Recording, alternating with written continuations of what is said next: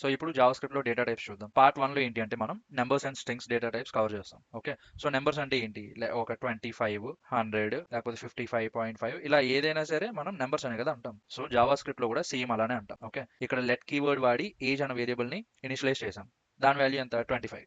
So అందువల్ల console dot log చేస్తే 25 వచ్చింది. సేమ్ అలానే లెట్ ప్రైస్ ఈక్వల్ టు 99.99. ఇది అవ్వడానికి డెసిమల్ వాల్యూస్ అవ్వచ్చు, కానీ మనం నెంబర్స్ అనే కదా అంటాం. సో జావా స్క్రిప్ట్ లో కూడా ఇవి నెంబర్సే.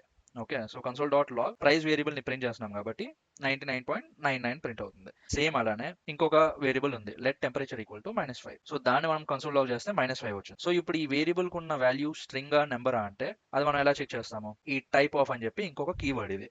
ఓకే, ఇప్పుడు లెట్, వేర్, కాన్స్ట్ ఎలా ఒక కీవర్డ్స్, టైప్ ఆఫ్ కూడా ఒక కీవర్డ్. సో ఈ కీవర్డ్ వాడి మనం ఏ వేరియబుల్ ని చెక్ చేయాలనుకుంటున్నామో ఆ వేరియబుల్ పేరు ఇక్కడ పెట్టాం అనుకోండి, సో అది ఏ డేటా టైప్ లో ఉంది అన్నది అవుట్పుట్ లోకి వస్తుంది. సో ఇక్కడ ఏజ్ అన్నది మనం 25 కదా అసైన్ చేసాం. 25 అంటే ఏంటి, నెంబర్.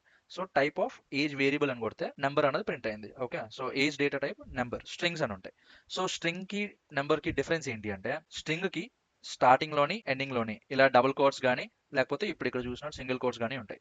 ఇప్పుడు 25 అనేది జావా స్క్రిప్ట్ లో నెంబర్. ఇప్పుడు ఇలా ముందు లాస్ట్ లోని ఇలా డబుల్ కోట్స్ పెట్టేసి మధ్యలో 25 పెడితే స్ట్రింగ్ జావా స్క్రిప్ట్ ప్రకారం. ఓకే, సో మనం ఎప్పుడు ఒక స్ట్రింగ్ ని అసైన్ చేయాలనుకున్నా సరే మనం ఫస్ట్ లోని లాస్ట్ లోని డబుల్ కోట్స్ కానీ సింగిల్ కోట్స్ కానీ పెట్టాలి.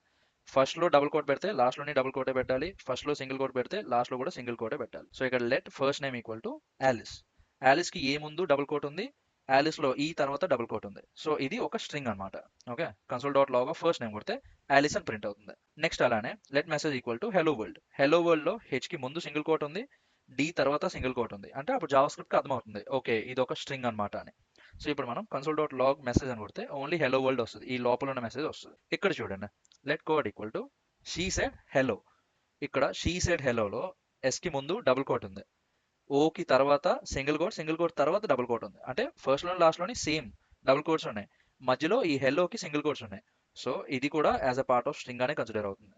ఓకే, సో ఇక్కడ నుంచి ఇక్కడ వరకు ఒక స్ట్రింగ్ ఇంక్లూడింగ్ ఈ సింగిల్ కోట్స్. సో ఇప్పుడు మనం అవుట్పుట్ చేస్తే షీ సెడ్ హెలో, చూసారా ఇవి కూడా ప్రింట్ అయింది. ఎందుకంటే ఇది కూడా పార్ట్ ఆఫ్ అ స్ట్రింగ్ కాబట్టి.